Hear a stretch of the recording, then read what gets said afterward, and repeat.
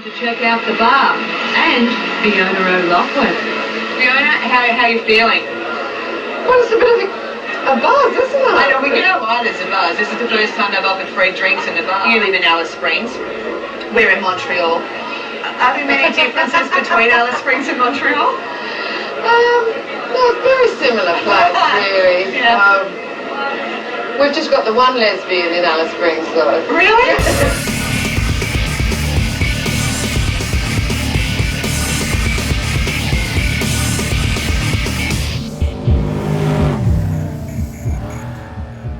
Well, Alice Springs, it's really the capital of remote Australia, no matter what's said. We're the centre for 260 remote communities. We're also the only town in Australia on everybody's morning and evening TV, apart from capital cities. I mean, this is the centre of the universe, as they say. Some people say Tennant Creek's the centre of the universe, but Alice Springs has got to be it. People think that we're an island. We're not. We are absolutely connected to a network of communities around us and, in fact, connected to the rest of Australia. It's often perceived that it's a desert and it's boring and it's dry and it's hard and it's tough and all the rest of it. And certainly there's elements to that. But what people who haven't been here don't really feel, I think, is that real sense of something special. You can't help but feel good in this place because we've definitely got the scenery and the spiritual beliefs of this country as well for people to continue living here and growing here.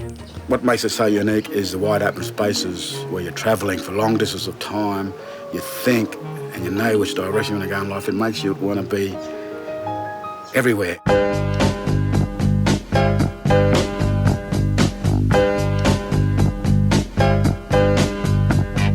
Sometimes I'm right and I can be wrong.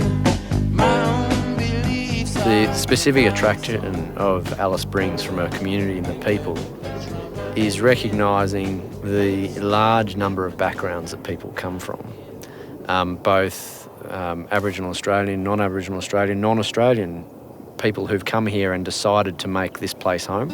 Nobody that I know, in fact I do know quite a few people are born here, but however the majority of people have come from somewhere else. I came to Alice on a 3-year transfer.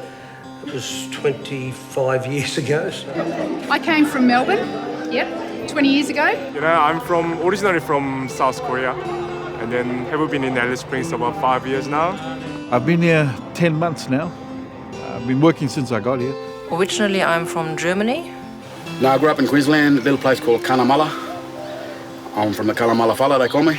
I got here in 1988 from Victoria, travelling around the country in a caravan and stopped for 2 weeks' work because we run out of money.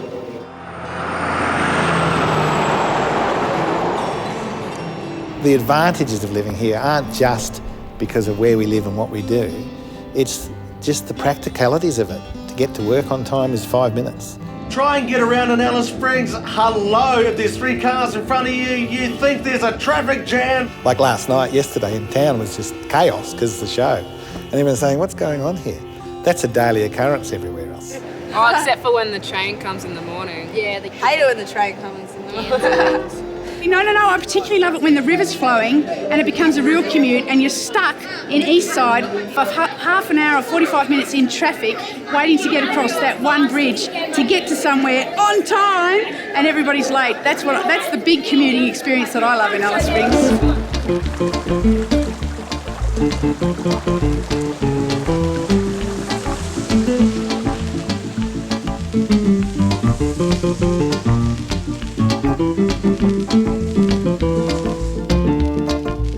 The best thing about Alice Springs, I believe, is first and foremost the people, and then the remoteness. I think the remoteness adds to the opportunities that you get here in Alice Springs. There's an incredible amount of creative people that just make Alice the unique place that it is. I love the creativity of it all.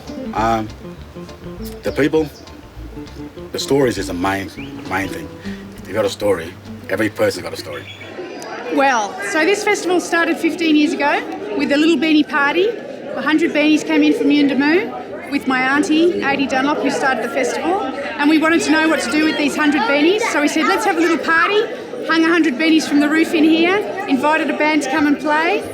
and we sold out of beanies in about 20 minutes. My auntie was actually out at Yuendamu trying to teach some numeracy and literacy to the women, and they all said, no, we want to learn how to make beanies just like the one on your head. And she said, oh, okay then. She figured out there was a way of teaching the women about counting with the crochet, and she also managed to turn the numeracy into that story about, well, I'm going to pay you X amount of dollars for this beanie, and then we're going to sell it for X amount of dollars, and this is how much money you'll get back. And so the Alice Springs Beanie Festival is one of the really rare festivals, especially in Alice Springs, that really brings the community together in a really big way. Well, the best thing about Alice Springs is definitely the people. All the local people. The people, of course. Oh, well, definitely the climate and the people, not necessarily in that order. And also the scenery. And I think the blue skies, the bright sunshine and the fresh air. That timeless land, I mean, it's been sitting there forever, through generations and generations. The vastness, the space, all the desert areas and the sand dunes country and, of course, all the gorges. It's just wonderful.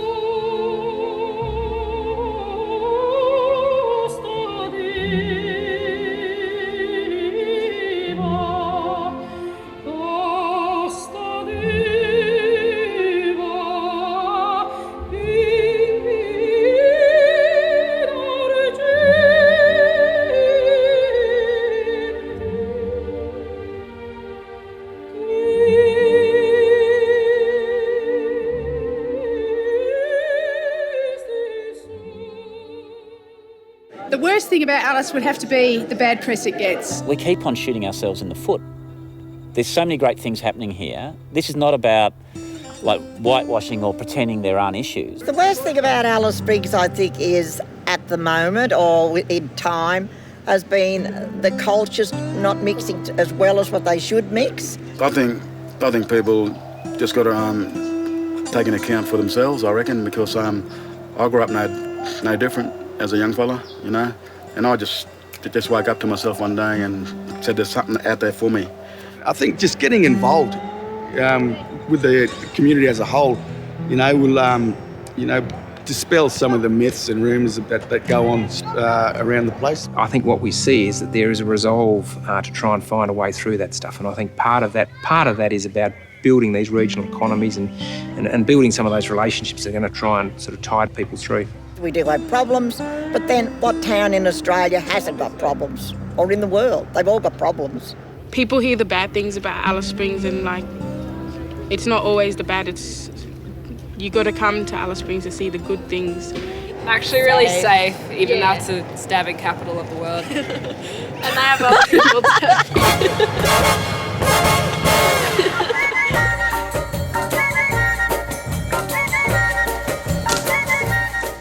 Alice Springs, when we found out we were going to have our own children, represented three big opportunities. One is it's a clean, it's a nice environment to have children.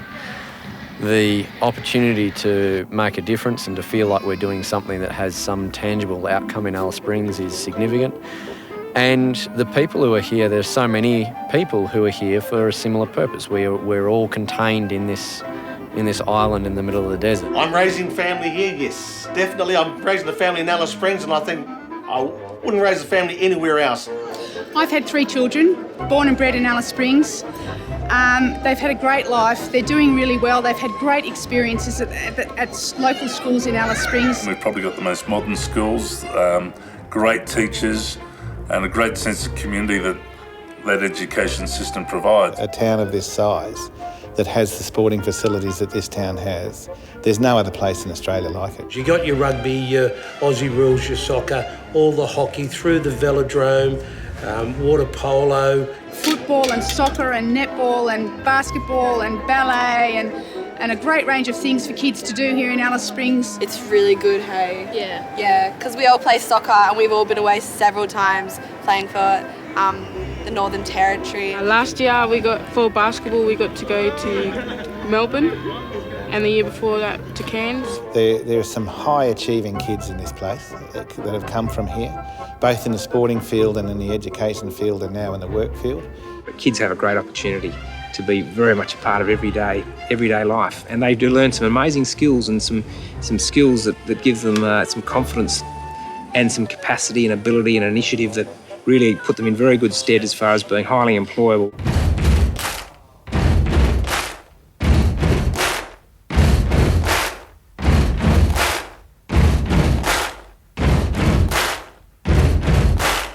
My second passion after the Fink Desert race has got to be the Melbourne Football Club.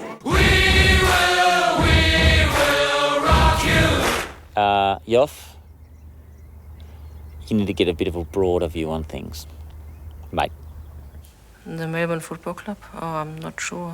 Which Melbourne Football Club? My father was the Melbourne Football Club doctor, been to every grand final from 1970 through to 1988. Anthony is one of these die-hard Melbourne Football Club supporters who, I suppose, the nicest thing I can say, does add another dimension to the Melbourne Football Club. Melbourne's all right, but I go for Brisbane, actually. Oh, the Melbourne Football Club, they're not better than Collingwood. Love seeing Collingwood get beaten. Melbourne play Collingwood this Queen's birthday weekend annually. Hopefully when this goes to air, Melbourne will have beaten Collingwood. They're in need of a new coach, so I might apply. They've got a lot of Indigenous players there, from this area as well. It's a great young side, and of course we've got our champion there in Liam Jarrett. And that has made a wonderful difference to the club. That's why I follow AFL, because they recruit a lot of Indigenous players from out this way, and they become role models in their own community, which what Alice Springs really needs out this way. Our blokes are fantastic at it, and they're being recognised for it. The thing is, we've got to use that to get them into education. And, most of our lads come from an environment where education isn't a priority. It's more about culture, and we've got to swing that balance. So our role is to get them engaged in school and get them through to year 12, and then assist them into getting employment.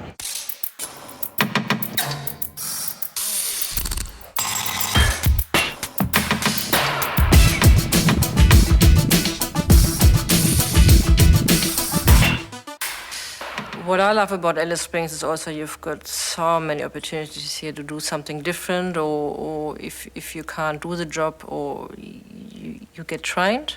There's a huge opportunity to really for career development as well. We've got the uni here, and people are really, really very helpful and try really to get you integrated in the workplace as well. And yeah, it's great opportunities compared to Germany, where you have a high unemployment, of course, and living with that fear, being unemployed, it's terrible. When we look at the unemployment rate around the world, and especially through Europe and even around Australia, if you're unemployed in Alice Springs, it simply means you're not looking for work. I think the quote really was, if you couldn't get a job in Alice Springs, you probably didn't have a heartbeat. Yeah, well, there's plenty of experience here because there's so many jobs available for adults and teenagers. There's a lot of government departments and all that kind of stuff here, and a lot of career people that come in from the East Coast and the big cities. So it's a great place for opportunity, and unfortunately a lot of people take that opportunity, and put the tick on their resume and then leave. There are people that come down here for work and can't wait to get back. Well, that's fine, that's their prerogative, but the majority of people that I know that have come down for 2 years are still here after 20 years. The jobs that are available for young people and the opportunities for experience, I think, are unmatched.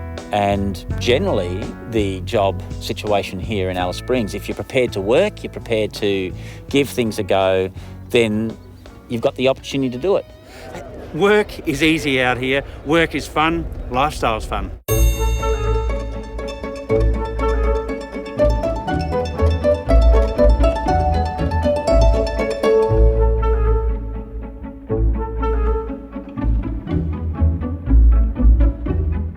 Shopping in Alice Springs, I think, is wonderful. Most places you can drive straight to the door. Everybody's happy. I go down to buy something. If they feel you can't do it, they'll take it to your car for you. People say you can't buy a haircut online, but I have clients that rely on retail businesses, so, if it's not happening for them, they're not going to be able to come and see me as regularly. There's that trend now that everything's been moved off, and we're buying stuff from America, and it's really cheap now because of the dollar, and you can buy things online, just even sort of from the nearest town. Yeah, we can get it cheaper online, but we can't guarantee quality. I can go and talk to my local blokes, and they do look after me. So, it makes sense to buy local. it also means by supporting the business communities can support us, can support festivals and events like the Alice Springs Beanie Festival, like the Fink Desert Race. Yeah, the Fink Desert Race is an event that started with a bunch of people and it's just got so big. The Alice Springs Beanie Festival is one of the really rare festivals, especially in Alice Springs, that really brings the community. Your 2011 Lassiter's Lion Camel Cup. 말 어딨어 말? 뭐야 이거 다 낙타야 이거? Incredible amount of talent in Alice Springs.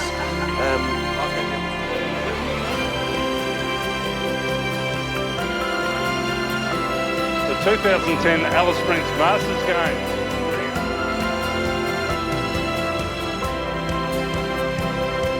The infamous Henley on Todd, celebrating our 50th year this year.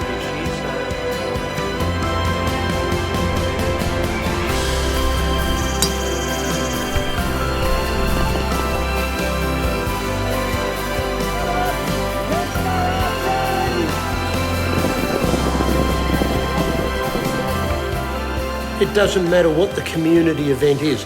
If you want to bring it to Alice, we're going to support it for you. We're going to be out there, we'll be there in numbers, and we'll guarantee that. This is what people can achieve from a small town if everyone gets behind them. Well, the Alice Springs Yacht Club entered a couple of yachts into the Sydney to Hobart a number of years ago. Paul Herrick was the Commodore. The Yacht Club was developed in 93. Do they have a yacht club? I suspect there's a fair amount of beer involved. The community and the sponsorship drive was just amazing. Are they still going? We raised something like $50,000 in 6 months. Why would you spend so much money on a yacht? We chartered a yacht. I think that's most of what sailing clubs are generally about anyway. Some people had never sailed before. They were part of the crew. Yes, I've got a friend who was in the Alice Springs Yacht Club and was in one of the first Sydney to Hobart races. So, yeah, and he was very proud of himself. I think he only puked about 5 times. Yes, to start off, people were a little bit dubious. Oh, God, yeah. I'm certainly not a member. The actual getting to the start line in every race we've done is an achievement. Plenty of yachts in the class, they just happened to outsail them. First and fastest in our division in 96. They did really well to actually get a place. If we were successful or we weren't, it didn't make any difference. The people in town were just over the moon. Because it's fantastic. Like things like the Yacht Club and the Alice Springs Surf Lifesaving Club, like it's got to happen. We're here in the desert, you've got to have a laugh about something. That was just a quirky thing, but it got worldwide attention.